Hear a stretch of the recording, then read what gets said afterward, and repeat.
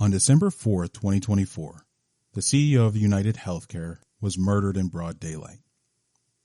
This has sparked heated debate over the role and impact that insurance has on everyday Americans, for better or for worse. And while many people find fault with the current system, many are lost to come up with an alternative solution. Now this begs the question, how did we get here? What did we do before modern insurance? Well, before insurance, there was community. See, back in the old days when we settled America, there was basically two types of people. People who chose to live on their own, and people who chose to live in bigger communities. If you lived on your own, and your home burned down in the middle of winter, there was a pretty good chance that you and your family would be out in the cold. This is why humans gravitated towards the safety and security of community. See, if you live in a community and your home burns down, your community can help you rebuild.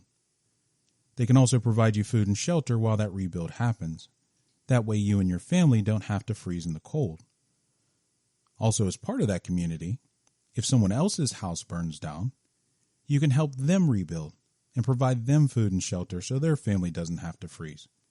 Because that's what community is all about. This is the origin of insurance. It's based on two basic principles. Love your neighbor as you would love yourself, and the golden rule, do unto others as you'd have them do unto you. In fact, these two basic principles are the foundation of every civilized society. Now, as our economy grew and became more complex, most people transitioned from generalists, where they built their own home and grew their own food, to specialists like bankers, bartenders, and judges. This is where insurance comes in. Insurance allows community members to take a portion of their labor in the form of money and place it into a community emergency fund. This fund is managed by an insurance company. So instead of physically providing food and shelter to their neighbor, they can provide those things financially through insurance. But insurance, back in the old days, is very different than what we have today. Most of these insurance companies back then were mutual insurance companies. These are insurance companies that are owned by and exist for the community's benefit. These insurance companies were often tied to religious organizations, fraternities, unions, and specific communities. When you participated in this insurance, you could see where your money was going. A lot of times, you could look at the person you're helping directly in their eyes. But at some point, we changed. We moved from mutual insurance companies to stock insurance companies. These are insurance companies owned by corporations that exist for the benefit of their shareholders and investors. It was no longer about community, it became about money and profit. Some people say that money is the root of all evil. I'm going to go on the record and say that money is not evil. Money is simply a tool to exchange value. What people often leave out is a key part of that quote. It's the love of money that's the root of all evil. This is why modern insurance is unrecognizable in relation to its humble roots. Roots that are based on love your neighbor as you would love yourself and do unto others as you would have them do unto you. We now invest our insurance dollars in insurance companies that put profits over people.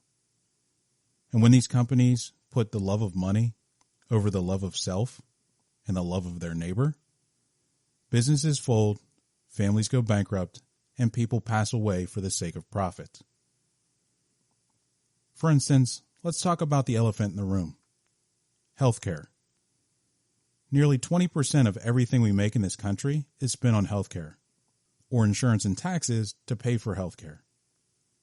That's a huge difference from the 1960s, when healthcare accounted for only 5 to 6% of our economy, back when the dominant insurance company was still a nonprofit organization, an organization that served the community instead of their own financial self-interest.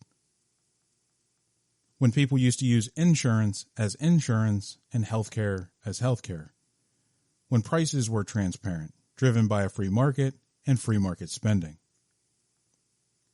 All of this changed when we passed the HMO Act in 1973, a law that essentially married healthcare with insurance. This is what created the for-profit health insurance boom that continues today. And by giving our wallets to the for-profit insurance companies, whose purpose is to make money for owners and investors, our healthcare spending has tripled in this country over the last 50 years, while real wages have grown less than 1%. And for those of you who think that healthcare costs are a worldwide problem, it's not. We're paying 3 to 4 times more per person than other countries for significantly worse healthcare outcomes. Now, don't get me wrong. I know that America offers some of the best healthcare in the world. But that exceptional healthcare is reserved for the people who can access and afford it. Unfortunately, most Americans can't. I don't care that wealthy foreigners fly in on their private jets to get the best healthcare in the world. If it's not available to you, your family, and your community, it doesn't matter. I often hear people say the system's broken. What they don't realize is broken is the business model. And when you can be both the problem and the solution in a $4.7 trillion market, you stand to make a lot of money for you and your investors.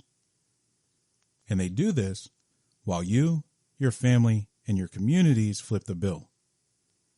But it doesn't have to be this way. We can have common sense change. And it's actually a surprisingly simple fix.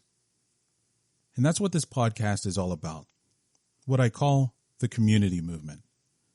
A podcast that explores how we as a society can return to the roots of insurance, which is community.